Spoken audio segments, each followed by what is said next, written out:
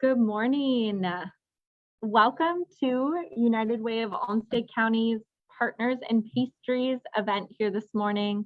My name is Grace Pesh, and I'm the Impact Strategist at United Way of Olmsted County. United Way fights for the health, education, and financial stability of everyone in our community. We know that those are key blocks for building a good quality of life, and we aim to unite people to resources to ensure that they can thrive here in Olmsted County. One of the ways we achieve those goals is by investing in program partners who have a shared vision. One of those such programs is the match program at the Intercultural Mutual Assistance Association, or better known as IMAA. I am joined here this morning with Susan Haskamp, who oversees the match program at IMAA. Thank you for being here, Susan. I'm really excited to have you talk to folks about the incredible work that IMAA does, and more specifically, what the match program is. So good morning. Good morning. Thanks for having me. It's great to be here. Awesome. Could you start with telling us about the mission of IMAA in general? Yeah, so the mission of IMAA is building bridges between cultures by empowering individuals to create a diverse, equitable, and inclusive community. Most of the time, we just use our slogan, building bridges between cultures, because that tends to resonate well with people. So we've been around for almost 40 years, and we are one of the lead agencies in welcoming refugees and immigrants to our community and providing them the support services that they need to better integrate into the community, build up their self-sufficiency and independence. And we have a number of different programs and services that allow us to achieve our mission. Thank you. That is a great overview. Can you talk us through how the match program helps IMAA reach its mission of building bridges between cultures? Yeah, so I see the match program as very much a hands-on approach to achieving our mission. So we are pairing together community volunteers with refugees and immigrants that are currently living in Rochester. Some of the refugees and immigrants are brand new to the community, and others may have been living here for a few years and just haven't fully integrated yet. So there's a wide span of folks that can join the program.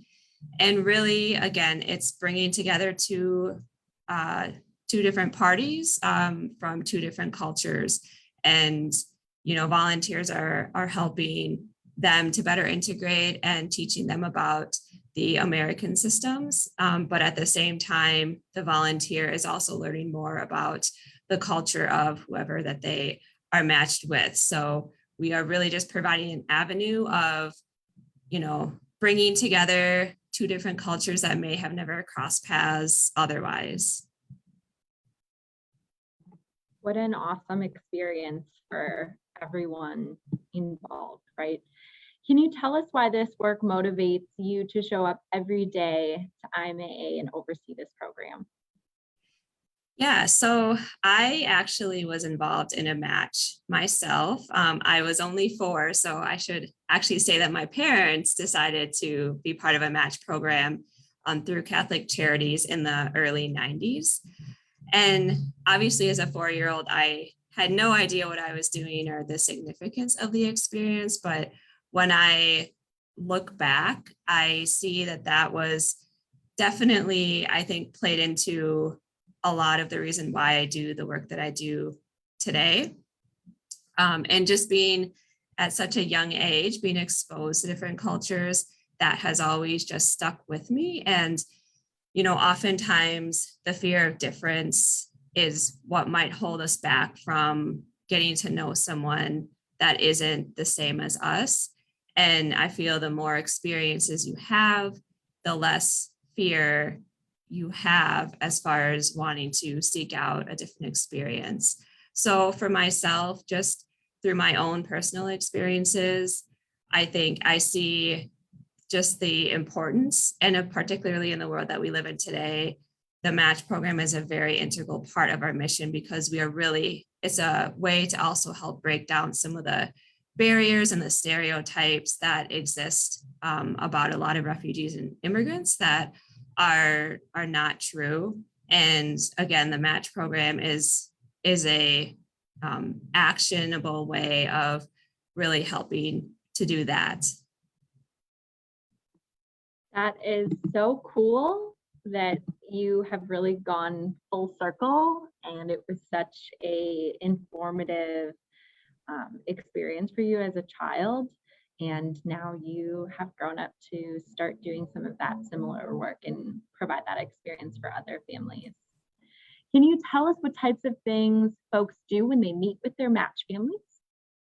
Yeah, so there's a number of different things that you could do. It again, it is very dependent on the needs of the family, but very common needs generally are always practicing English, whether it's speaking, reading, or writing.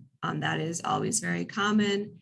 And some other things could be maybe taking them to different community events, helping their children sign up for school, teaching them how to grocery shop. In some cases, practicing driving with them or teaching them how to drive. Those are on limited cases, but that could still be a particular need. Helping them with resumes, practicing for job interviews or filling out job applications. So there's definitely a lot of different things that a volunteer could do.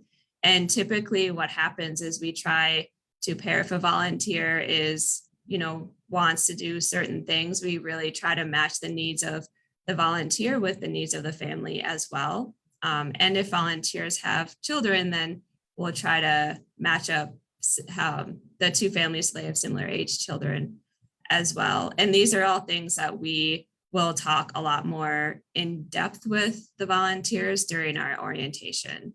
So that way they have a better understanding of the family and what their needs are. And if that is something that the volunteers thinks that they can take on, then we will continue to find a match for them. Great. Yeah, it all seems so personalized. What types of feedback do you get from the refugee or immigrant families that participate in the program?